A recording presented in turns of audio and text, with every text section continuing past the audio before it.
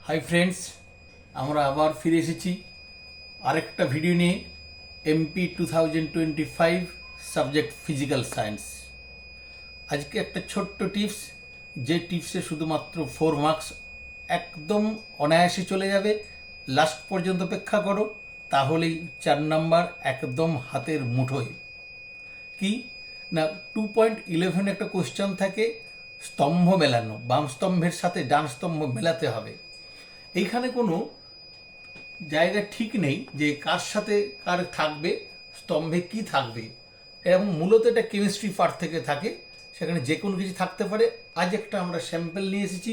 বাম স্তম্ভে যেখানে আছে অ্যাসিটিক অ্যাসিড, কাচ, সর্বাধিক তড়িৎ ঋণাত্মক মৌল, একটি অভিজাত মৌল। ডান স্তম্ভ কি থাকতে পারে, এখানে একটা স্যাম্পল আছে, কিন্তু এটা অনেক রকম কিছু থাকতে পারে। সেগুলো একটু ভালো করে লক্ষ্য করো। যেমন এখানে আছে এতে তড়িৎ অপরিবাহী, বিতে মৃদু তড়িৎ বিশ্লেষ্য, সিতে ক্রিপ্টন, ডিতে ফ্লুরিন। এই অ্যাসিটিক অ্যাসিডের সাথে অনেক কিছু থাকতে পারে ডান স্তম্ভে, বাট এই ক্ষেত্রে আমরা দেখতে পাচ্ছি যে অ্যাসিটিক অ্যাসিড কি না মৃদু তড়িৎ বিশ্লেষ্য। মৃদু তড়িৎ বিশ্লেষ্য মানে যারা খুব কম পরিমাণে আয়নিত হয় এবং খুব কম পরিমাণে তড়িৎ পরিবহন করে, এবং তড়িৎ পরিবহনের ফলে সামান্য একটু ভেঙে যায়। ফলে কী হবে, 2.11 অ্যাসিটিক অ্যাসিডের সাথে হবে মৃদু তড়িৎ বিশ্লেষ্য।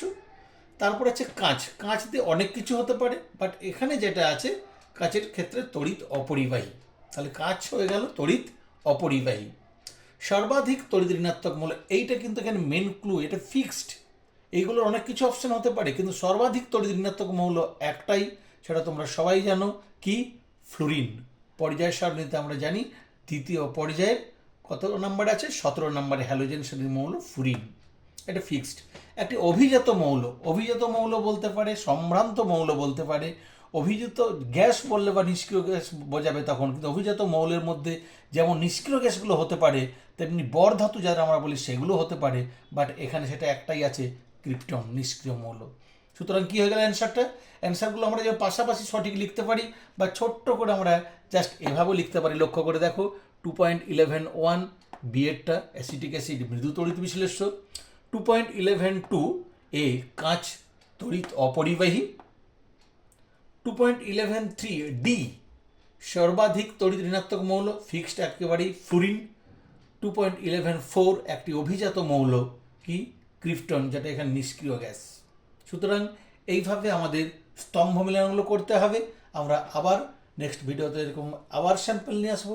তোমরা ভিডিওটা ওয়াচ করো, ভালো করে মন দিয়ে কথাগুলো শোনো, লাইক করো, কমেন্টস করো, এবং অবশ্যই যদি ভালো লেগে থাকে তাহলে তোমরা সাবস্ক্রাইব করো। Thank you.